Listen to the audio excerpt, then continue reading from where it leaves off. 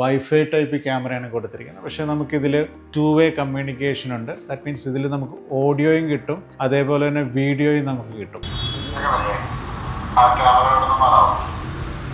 ഇവിടെ നമ്മളുടെ ഈ അപ്പാർട്ട്മെൻറ്റിൻ്റെ കിച്ചണിലെ സ്വിച്ചാണ് നമ്മൾ കൊടുത്തിരിക്കുന്നത്. ഇതും നമ്മൾ കസ്റ്റമൈസ് ചെയ്തിട്ടുള്ള സ്വിച്ച് തന്നെയാണ് സെലക്ട് ചെയ്തിരിക്കുന്നത്. അതിൻ്റെ റീസൺ വേറെ ഒന്നുമല്ല, സെർവൻസ് ആകുമ്പോൾ ഓട്ടോമേഷൻ സ്വിച്ച് ഉപയോഗിക്കുമ്പോൾ ഒരു കോംപ്ലിക്കേഷൻ വരണ്ടല്ലോ എന്നിട്ടാണ് നമ്മളിത് കൊടുത്തിരിക്കുന്നത്. നമ്മളൊരു സർവിലൻസ് മോണിറ്ററിങ് ക്യാമറയും കൂടെ നമ്മൾ കൊടുത്തിട്ടുണ്ട്. അതിൻ്റെ റീസൺ വേറെ ഒന്നുമല്ല, സോ നമ്മൾ വീട്ടിലില്ലാത്ത സമയത്ത് നമുക്ക് സർവൻസ് ഒക്കെ ഉണ്ടെങ്കിൽ നമുക്കൊരു മോണിറ്ററിങ് കൺട്രോൾ കിട്ടാൻ വേണ്ടിയിട്ടാണ് നമ്മളൊരു വൈഫൈ ടൈപ്പ് ക്യാമറയാണ് കൊടുത്തിരിക്കുന്നത്. പക്ഷേ നമുക്കിതിൽ 2-വേ കമ്മ്യൂണിക്കേഷൻ ഉണ്ട്. ദാറ്റ് മീൻസ് ഇതിൽ നമുക്ക് ഓഡിയോയും കിട്ടും, അതേപോലെ തന്നെ വീഡിയോയും നമുക്ക് കിട്ടും. സോ ഓഡിയോ നമുക്കിപ്പോൾ ഈ പറയുന്ന വോയിസ് നമുക്ക് അങ്ങോട്ട് കിട്ടും, അതേപോലെ തന്നെ നമുക്ക് ക്ലയൻറ്റിന് അവരുടെ മൊബൈൽ വഴി ഇങ്ങോട്ട് എന്തെങ്കിലും സെർവറിനോട് കമ്മ്യൂണിക്കേറ്റ് ചെയ്യണമെങ്കിൽ ആ വോയിസ് കമാൻഡ് വഴി ഉപയോഗിക്കാനും പറ്റും.